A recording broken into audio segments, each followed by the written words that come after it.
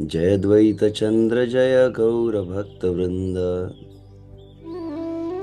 जय जय श्री चैतन्य जय नित्यानंद। जय द्वैत चंद्र जय गौर भक्त वृंद। ओम अज्ञानतिमिरन्धस्य ज्ञानाञ्जनशलाकया चक्षुरुन्मिलितं येन तस्मै श्रीगुरुवे नमः। नमः ओं विष्णुपादाय कृष्णपृष्ठाय भूतले श्रीमते भक्तिवेदांत स्वामिनिति नामिने। नमस्ते सारस्वती देवे गौरवाणी प्रचारिणे निर्विशेष शून्यवादी पाश्चात्य देशतारिणे। वाञ्छाकल्पतरुभ्यश्च कृपा सिन्धुभ्येव च पतितानां पावनेभ्यो वैष्णवेभ्यो नमो नमः। जय श्री कृष्ण चैतन्य प्रभु नित्यानंद श्री अद्वैत गदाधर श्रीवासादि गौर भक्तवृंद। हरे कृष्ण कृष्ण कृष्ण हरे हरे, हरे राम राम राम हरे हरे। हरे कृष्ण कृष्ण कृष्ण हरे हरे, हरे राम राम राम हरे हरे। हरे कृष्ण कृष्ण कृष्ण हरे हरे, हरे राम राम राम हरे।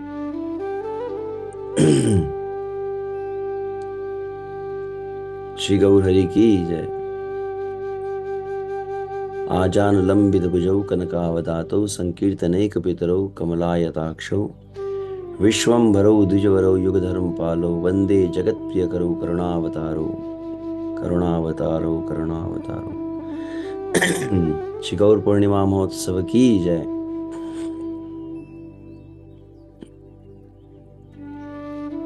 तो एक बार पुनः हम भगवान श्री गौरांग महाप्रभु की इस आविर्भाव तिथि के उपलक्ष्य में यहाँ पर सभी एकत्रित होकर भगवान श्री कृष्ण चैतन्य महाप्रभु के कथा की महिमा का श्रवण कल कर रहे थे।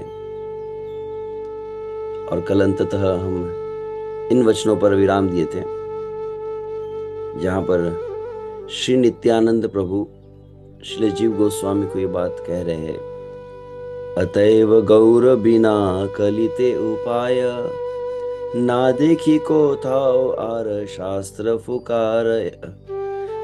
अतः समस्त शास्त्रों का यह निष्कर्ष है कि गौर के बिना कली में कोई और उपाय है ही नहीं, श्री गौरांग महाप्रभु के आश्रय के बिना। तो इन शब्दों को श्रील कृष्णदास कविराज गोस्वामी भी कहे हैं कि भक्तों ने क्या करना चाहिए। श्रद्धा कोरी ए लीला सुनो भक्त गण, इहार प्रसादे पाइब चैतन्य चरण। भक्तों ने श्री चैतन्य महाप्रभु की जो कथा है, श्री चैतन्य चरितामृत, श्री चैतन्य भागवत आदि में जो प्राप्त होती है, अत्यंत श्रद्धा से युक्त होकर गौर श्रद्धा से युक्त होकर यदि हम इन श्री चैतन्य महाप्रभु कथा का श्रवण करते, उसका परिणाम क्या है। तो श्री चैतन्य महाप्रभु की कथा को श्रवण करने से निश्चित रूप से हमें श्री चैतन्य महाप्रभु के चरण कमलों की प्राप्ति होती है। श्रद्धा कुरु ए लीला सुनो भक्त गण, इहार साधे चैतन्य चरण। श्री गौर हरि की लीला को श्रवण से श्री चैतन्य महाप्रभु के चरण कमलों की प्राप्ति होती है, श्री चैतन्य महाप्रभु का आश्रय प्राप्त होता है। और जब श्री चैतन्य महाप्रभु के चरण का आश्रय प्राप्त होता है, इसका परिणाम क्या है। तब आगे कहते हैं, इहार प्रसादे पाइब कृष्ण तत्व सार, सर्वशास्त्र सिद्धांतेर इहा पाइबे आर। अब ये श्रवण का दूसरा पक्ष है। कल हम एक पहलू सुने, भगवान श्री चैतन्य महाप्रभु की लीलाओं का श्रवण करना, चैतन्य चरितामृत, चैतन्य भागवत आदि का पठन श्रवण करना साक्षात भगवान चैतन्य महाप्रभु का संग प्राप्त करने के समान है। अब दूसरा पहलू यह है कि यदि चैतन्य महाप्रभु की कथा का श्रवण करेंगे तभी कृष्ण तत्व को जान पाएंगे। समस्त शास्त्र का जो सिद्धांत है, कृष्ण तत्व जो है, कृष्ण भक्ति, कृष्ण तत्व, इसको स्पष्ट रूप से अगर कोई जान सकता है तो केवल एक में वो श्री चैतन्य महाप्रभु का आश्रय लेने से कृष्ण तत्व और सिद्धांत स्पष्ट होता है। इसी को आगे वे समझाते हैं। कृष्ण लीला अमृत सार, तार शत धार धार, दश दिके बहे यहाँ है ते, से चैतन्य लीला है सरोवर अक्षय,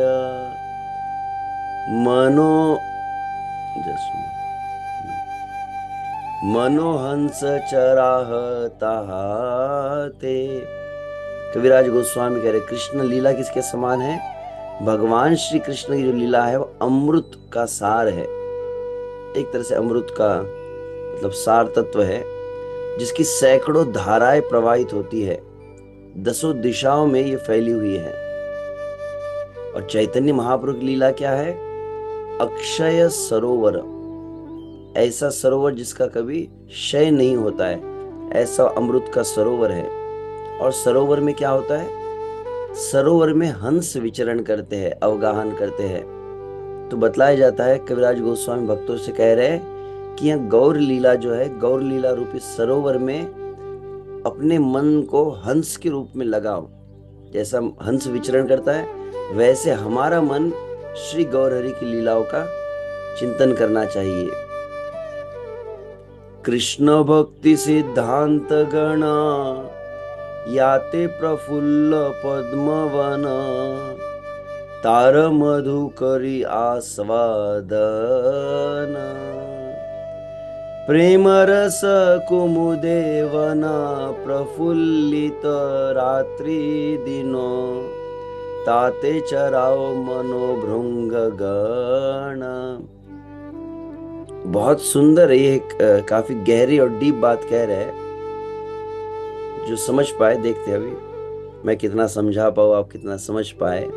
श्री चैतन्य महाप्रभु की लीला जो है, श्री चैतन्य चरितामृत कैसा है? अक्षय सरोवर के समान है। उसमें आप क्या कीजिए, अपने मन को लगाइए। और जब मन लगेगा तो क्या होगा? सरोवर में क्या होता है? कमल के पुष्प खिलते हैं। तो यहाँ पर केवल एक कमल का पुष्प नहीं है, प्रफुल्ल पद्म वन, अरे पूरा का पूरा कमल का बगीचा ही मान लीजिए। उस सरोवर में, चैतन्य लीला रूपी सरोवर में क्या हो रहा है? पूरे कमल का एक बगीचा खिल गया है। क्या है बगीचा? के वन कह रहे, पद्म वन है। तो सरोवर में जंगल होगा, कमल का वन कहे या उद्यान कहे, जो भी है। प्रश्न है ये कौन सा कमल का पुष्प है? तो कहते कृष्ण भक्ति सिद्धांत। श्री कृष्ण भक्ति सिद्धांत का कमल कहां पर प्रकट होने वाला है? और गौर लीला रूपी सरोवर में प्रकट होने वाला है। और वो हंस जो बने थे, क्या करना है?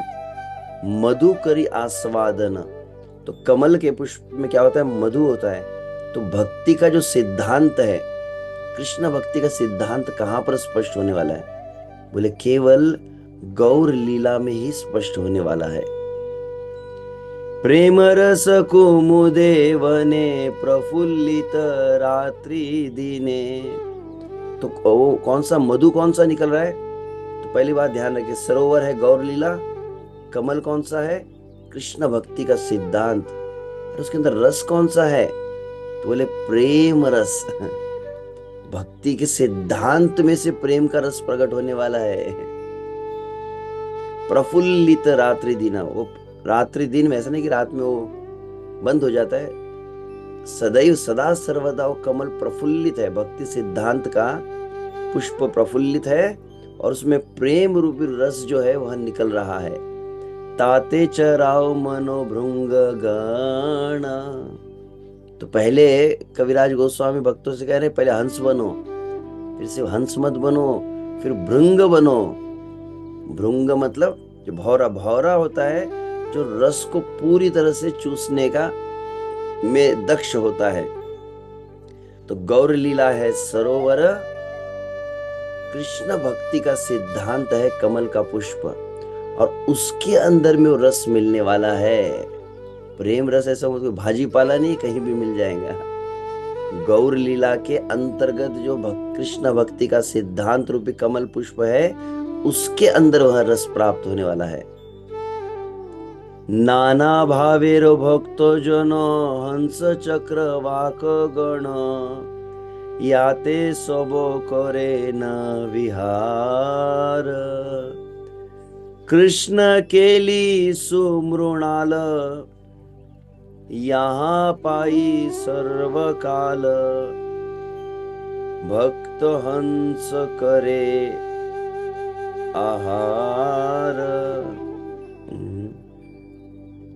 एक शब्द चेक करना था।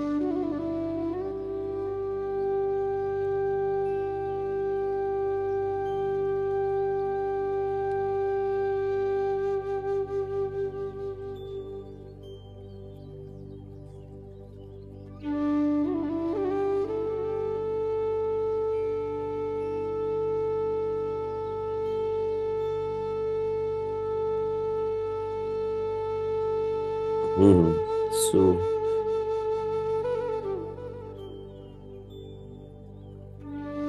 स्वीट बर्ड्स सुमृणाल में देख रहा। तो पहली बात है कि अब यहाँ रस निकल गया है। तो जितने भक्तों के संग में जब हम आते हैं, गौर भक्तों का संग कैसा है? नाना भावेर भक्तो जन, वे हंस है, चक्रवाक है। तो पहले हंस के विषय में कहा गया, फिर भृंग कहा, अब चक्रवाक है। ऐसे भी कई अलग पंछी होते हैं जो सरोवर में विहार करते हैं। तो ये सब मिलकर क्या कर रहे हैं? उस गौर लीला रूपी सरोवर में विहार कर रहे हैं। तो क्या हो रहा है उसमें? अब ट्रांसलेट हिंदी। अच्छा, बर्ड्स। तो कृष्ण के लिए सुमृणाल। तो हमने कहा कि भक्ति का सिद्धांत क्या है? कमल का पुष्प है। तो छोटी छोटी कलियां भी वहां पर आ रही है। तो कलियां कैसी है? कलियां कृष्ण की लीलाएं हैं। यहाँ पाई सर्वकाल, इस गौर लीला के अंतर्गत ही आप देखेंगे चैतन्य महाप्रभु की जो लीला है, चैतन्य चरितामृत में और कुछ नहीं, कृष्ण की लीला है का वर्णन है। कृष्ण की लीलाओं की कथा हो रही है गौरांग महाप्रभु गदाधर पंडित के बीच में, श्री चैतन्य महाप्रभु रामानंद राय के बीच में कृष्ण के नाम का कीर्तन हो रहा है। तो भक्त हंस करे आहार। अब पता नहीं हंस शायद कली को खाते हैं क्या? जो भक्त अधिक जानते होंगे कुछ। यहाँ पर जो कहा गया कृष्ण के लिए सुमृणाल, तो एकदम कोमल कोमल कलिया है, इसको यहाँ पर कहा गया है। प्रभुपाद जी अनुवाद करते तो birds of those lotus flowers are the pastimes of Krishna and they are edibles for the swan like devotees. बहुत सुंदर प्रभुपाद जी का ये शब्द है। तो खाने लायक है वो। तो कृष्ण रस को भौरा पी रहा है और हंस क्या कर रहे हैं? उस कृष्ण की लीलाओं को खा रहे हैं। यह क्या है? यह इनका भोजन है, जिसके द्वारा अपने वो जीवन को धारण करते हैं। तो आगे कहा जाता है, सेई सरोवर गिया हंस चक्रवाक हैया सदा ताहा करह विलास। हे भक्तगणों, हे झूम भक्त वृंद, क्या कीजिए? आप सभी उस सरोवर में प्रवेश कीजिए।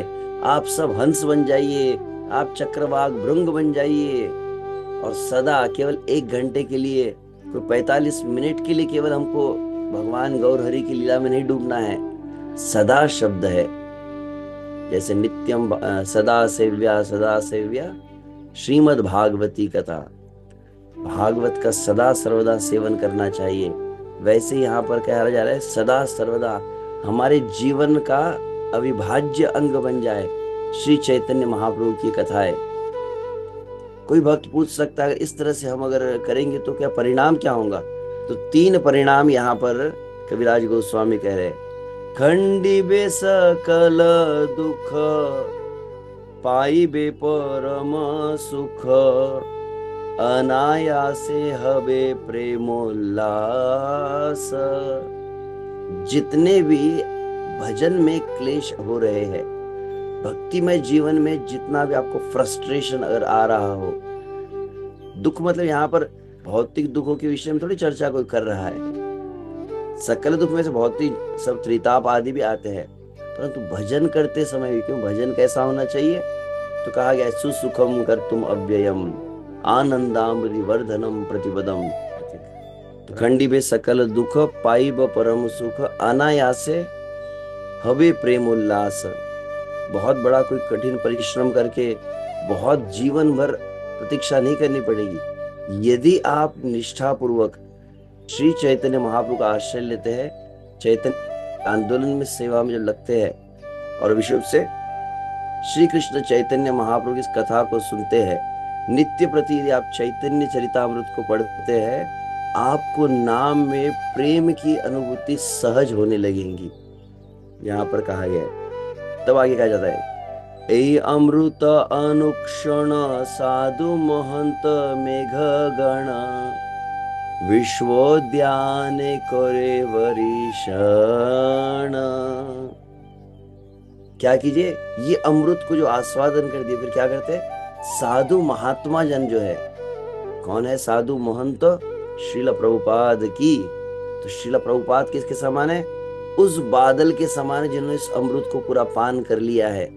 और क्या करते हैं, विश्वोद्याने करे वरिषण। और बाहर जाकर बादल क्या करता है, सरोवर के पानी को ले लेता है और जिस स्थान पर एक्सेस नहीं है सरोवर का, उन स्थानों पर जाके उसकी वर्षा करता है। तो संपूर्ण पृथ्वी पर श्रील प्रभुपाद ने चैतन्य चरितामृत की वर्षा कर दी है। हरि बोल। तो ये भक्तगण जो अलग अलग स्थानों पर जाकर इस भगवान गौर हरि की लीलाओं को जो बतला रहे, वो किसके समान है, उस मेघ के समान है। और संपूर्ण विश्व में जब गौर लीला की वर्षा होंगी तो क्या होगा, संपूर्ण जगत में, अमेरिका में हो, अफ्रीका में हो, मॉरिशस में हो, या फिर महाराष्ट्र के भिन्न भिन्न स्थानों पर हो, नोएडा में हो, पुणे, सभी जगह क्या होगा, ताते फले अमृत फल भक्त खाए निरंतर तार शेषे जिए जग जना।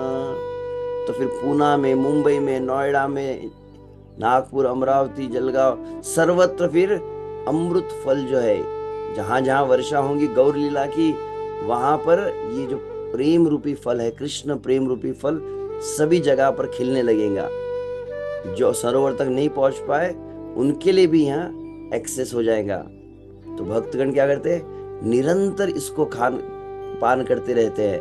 और परिणाम मतलब पहले स्वयं पान करते हैं और तार शेष जो बच गया जिए जग जना, अन्यों को फिर वितरण करते रहते हैं। चैतन्य लीला अमृत पुरा कृष्ण लीला सुकर पुरा दुहे मिली हय सुमाधुर्य साधु गुरु प्रसादे ताहा ये आस्वादे से जाने माधुर्य प्राचुर्य। तो ये दोनों जब कॉम्बिनेशन हो जाता है, कौन सा, तो एक होती खीर होती है, क्या अमृत केली कहा जाता है। अगर आप शिरचोरा गोपीनाथ का दर्शन करते हैं, अमृत केली उसे कहते हैं। और उस अमृत केली में क्या है, ऊपर से कर्पूर मिला दिया जाए तो बोले और अधिक, खीर में कर्पूर अगर ऐड किया जाता है तो बोले और अधिक वो रसमय हो जाता है, स्वादिष्ट हो जाता है। तो चैतन्य महाप्रभु की लीला ये सबसे मेन सब्सटेंस है, खीर है। और कृष्ण लीला क्या है, सुकर्पूर। और ये दोनों को मिलाने से, अर्थात भगवान श्री कृष्ण की लीला, श्रीमद् भागवत का रस का आस्वादन आप तभी कर पाएंगे जब चैतन्य महाप्रभु के लीला और उनके तत्व को जानेंगे।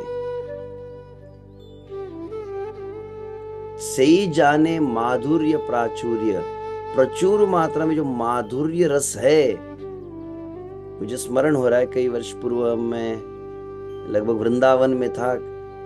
और आजकल तो ये क्या कहे, यूट्यूब का जमाना है, तो ये बाबा है, तो ये संत है, तो महंत है, सभी के चरणों में सादर वंदन प्रणाम है। और अलग अलग फिर कोई गोपी भाव के विषय में कह रहा है, फिर किसी ने कहा सहचरी भाव, और किसी ने कहा प्रभु जी लीला चिंतन करना चाहिए कि राधा कृष्ण की नित्य लीला में हम सहचरी है, ये है वो है। मैं एक अत्यंत वरिष्ठ वैष्णव से मिला, मैंने कहा कि प्रभु जी ये क्या है, ये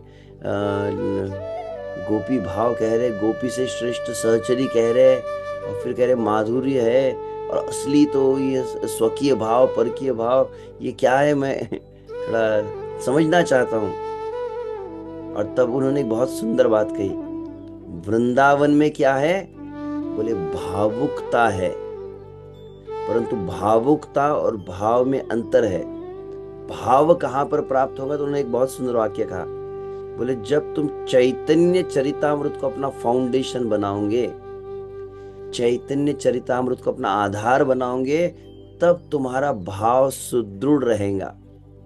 तब भाव, this difference between sentiments and sentimentalism, अंतर समझते हैं ना? Sentiments are appreciated, not sentimentalism. तो भावुकता कहां पर आती है? बोले चैतन्य महाप्रभु का आधार न हो, साक्षात स्वयं श्रीमती राधा रानी गौरहरि के रूप में आई है, उनसे श्रेष्ठ कोई माधुर्य भाव बतला सकता है क्या? क्या है गोपी, क्या है सहचरी, क्या है ये मंजरी भाव, ये सभी स्पष्ट रूप से गौरहरि ही बतला सकते हैं। इसीलिए कविराज गोस्वामी कह रहे, तो पहला मैंने कल तत्व जो कहा था, श्री चैतन्य चरितामृत साक्षात भगवान चैतन्य महाप्रभु का सानिध्य प्राप्त करना है। परंतु दूसरी महत्वपूर्ण बात है, चैतन्य महाप्रभु का तत्व को और उनकी लीला को समझे बिना आप कृष्ण तत्व को भी नहीं जान सकते। और इसीलिए आप देखेंगे, अब इतना सुनने के बाद किसी के मन में होगा कि हम चैतन्य चरितामृत को पूरी तरह से पढ़े, परंतु वास्तविक देखा जाए श्रील प्रभुपाद की विशेषता क्या है? आप भगवत गीता लीजिए, आप श्रीमद् भागवत लीजिए और आप चैतन्य चरितामृत लीजिए। विशेषता क्या है? श्रील प्रभुपाद है सेनापति भक्त, जिन्होंने पूरी तरह से उस गौर रस को आस्वादन किया है। श्रील प्रभुपाद का प्रत्येक तात्पर्य जो है वो गौर रस से भरा हुआ है। इसलिए प्रभुपाद ऐसे नहीं कहे कि आप भगवत गीता हो, कोई भी ग्रंथ हो, एक पन्ना पढ़ लीजिए आपका जीवन बदल जाएगा।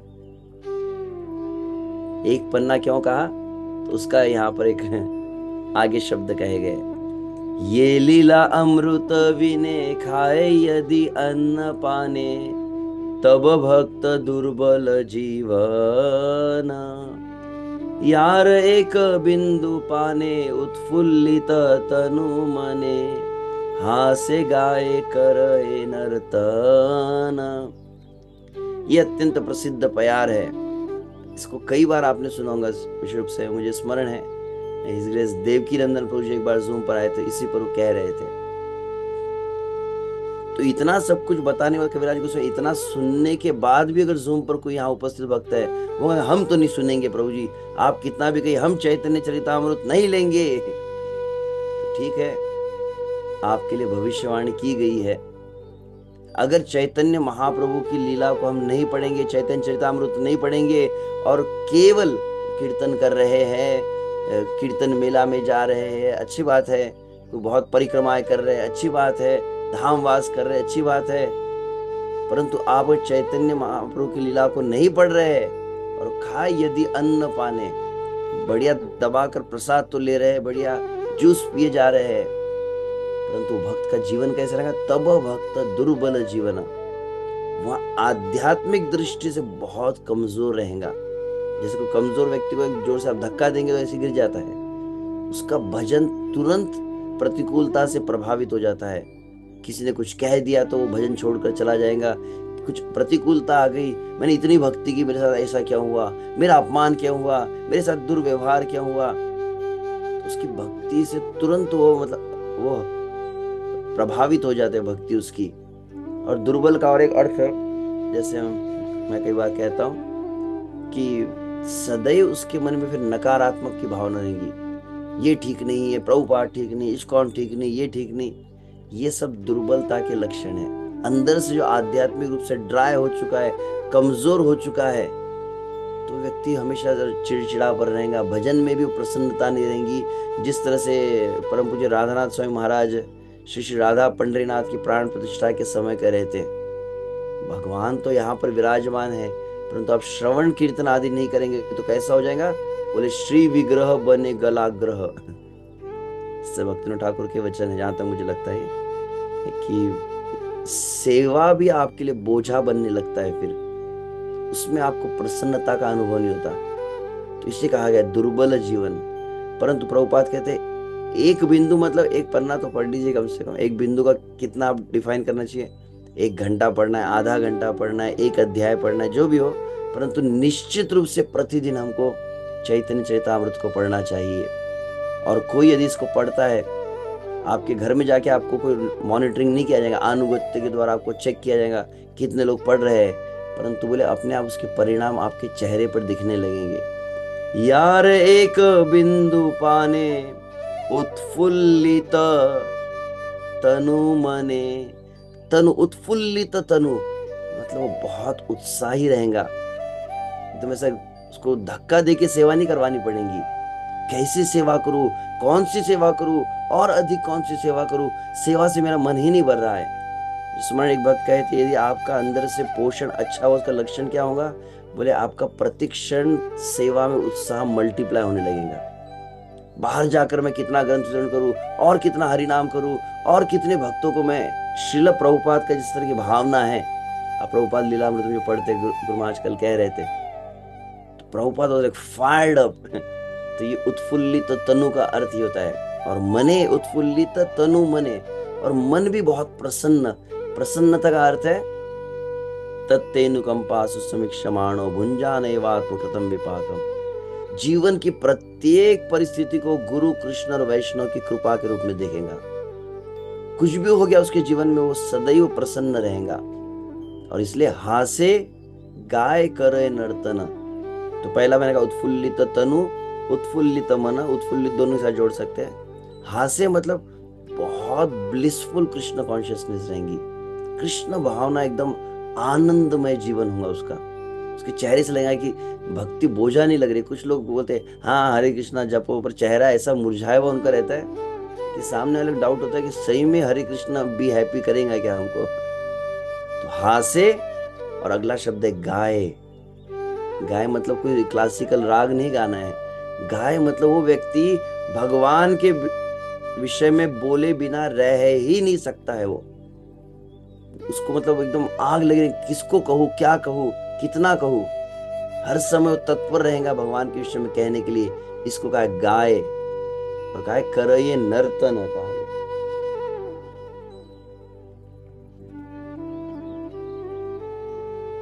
करये नर्तन अर्थात हिल भी, मतलब जैसे आध्यात्मिक में कहते कथा गानम नाट्यम गमन विवंशी प्रिय सखी। आध्यात्मिक जगत में इतना आनंद होता है, तो उसके जीवन में कैसे विश्वम पूर्ण सुखायते। जिस तरह से प्रबोधानंद से गौर हरि की कृपा जब प्राप्त हो जाती है, तो बोलिए दुखालय भी सुखालय बन जाता है उसके लिए। तो इस तरह से यहाँ पर कहा गया है। तो अतएव अंततः, और ये प्रभुपाद जी का ये प्रसिद्ध तात्पर्य यहाँ पर जो दिया गया है, जहाँ पर प्रभुपाद बहुत स्पष्ट किए है इस बात को। श्री चैतन्य चरितामृत, श्रीमद् भागवत गीता, ये जो ग्रंथ है, इनको सभी कृष्ण भाव आंदोलन के सभी भक्तों को, जूम के सभी भक्तों को, जूम गौर भक्त वृंदों को इन ग्रंथों को पढ़ना ही है। इट्स नॉट एन ऑप्शनल, पढ़ना ही है। वन मस्ट रीड, इसको प्रभुपाद कहते हैं। और अगर हम नहीं पढ़ेंगे तो यह प्रभुपाद ने एकदम बहुत भयानक चेतावनी जैसे वाक्य है। लिखने के लिए एक ही वाक्य प्रभुपाद ने कहा है, अन्यथा कुछ समय बाद वे केवल खाएंगे, सोएंगे और अपनी स्थिति से गिर जाएंगे। केवल बाहरी तिलक कंठी आदि रहेंगी, परंतु अंदर से वह सब्सटेंस नहीं रहेगा। इस तरह वे शाश्वत दिव्य सुख से पूर्ण आनंदमय जीवन को प्राप्त करने वाले अवसर से वंचित हो जाएंगे, प्रभुपाद कह रहे हैं। तो इसीलिए अब कोई कहेगा कि प्रभु जी परंतु चैतन्य चरितामृत बहुत बड़ी बड़ी बात की माधुर्य, और फिर वो गोपी भाव, राधा तत्व हमको कुछ समझ में नहीं आ रहा। तो बोले समझने के लिए तुमको किसने कहा है? ये बा नाही बूझे के सुनीते सुनीते से कि अद्भुत चैतन्य चरित। बूझे बूझे मतलब अरे नहीं समझ में आ रहा है, सुनते रहो, पढ़ते रहो। परिणाम क्या होगा? कृष्ण उपजीवे प्रीति जानी बेर सेर रीति सुनिले बड़ो होयो हित। श्री कृष्ण का सहज प्रेम आपके हृदय में उदित होने लगेगा। और रस रीति, रस, ये रस जो है ना, ये रस मतलब साख्य रस, वात्सल्य रस, दास्य रस और माधुर्य रस, ये सही में कौन सा होता है? हर किसी को गोपी बनने की जरूरत नहीं है। आप किस रस में स्थित है, रस की पद्धति क्या है, वैदिक भक्ति क्या है, साधना भक्ति क्या है, रागानुगा भक्ति क्या है, ये समस्त बातें एकदम स्पष्ट हो जाएंगी चैतन्य चरितामृत को केवल सुनने मात्र से ही। सुनी ले बड़ो है हित। और इस कली काल के जीवों का परम मंगल है जो चैतन्य चरितामृत को पढ़ेंगे। इसीलिए और वहां पर आगे कहा गया, कविराज गोस्वामी कहते हैं चैतन्य महाप्रभु की जो लीला है, विशुद्ध चैतन्य भागवत के विषय में कह रहे हैं, चैतन्य मंगल सुने जदि पाषंडी जवन, से महावैष्णव होय तत क्षण। समझना सुनना तो दूर की बात है, अरे अभक्त लोग भी अगर इसको सुनेंगे पढ़ेंगे तो क्या होगा? इंस्टेंट रिजल्ट कहा गया है। पाषंडी, पाषंडी मतलब दम्भी जो होते हैं, पाखंडी होते हैं, जो बाहर से केवल भक्ति का चोला पहने अंदर से कुछ है नहीं, यवन आदि भी जो है, तत्क्षण वे महावैष्णव बन जाएंगे केवल चैतन्य महाप्रभु की इस कथाओं को श्रवण करके। हरि बोल। इसीलिए कहा जाता है श्री चैतन्य लीला ए अमृतेर सिंधु, त्रिजगत भाषाइते पारे यार एक बिंदु। चैतन्य महाप्रभु की लीला तो समुद्र है, तो समुद्र में डुबकी लगाने, समुद्र में डुबकी लगाने की जरूरत नहीं है। गौर हरि की लीला की एक बूंद जो है तीनों लोक को, अखिल ब्रह्मांड को कृष्ण प्रेम में डुबाने का सामर्थ्य रखती है। गौर हरि बोल। इसीलिए चैतन्य चरितामृत नित्य कर पान, यहाँ है ते प्रेमानंद भक्ति तत्व ज्ञान। हे भक्तजनों, हे झूम गौर भक्तजनों, कृपया चैतन्य महाप्रभु की लीला को केवल गौर पूर्णिमा की कथा के समय ही नहीं पढ़ना है, और गौर पूर्णिमा के बाद उसको किताब को बंद करके नहीं रखना है। नित्य नित्य भागवत सेवया कहा है, वैसे यहाँ पे स्पष्ट है चैतन्य चरितामृत नित्य कर पान। आप प्रसाद मत खाइए, परंतु प्रतिदिन चैतन्य चरितामृत जरूर पढ़िए, और इसी से और कहीं प्रेमानंद तक जाने की जरूरत नहीं है। यहीं पर प्रेमानंद है और यहीं पर भक्ति तत्व का ज्ञान है। इसीलिए ओके, टाइम ओवर।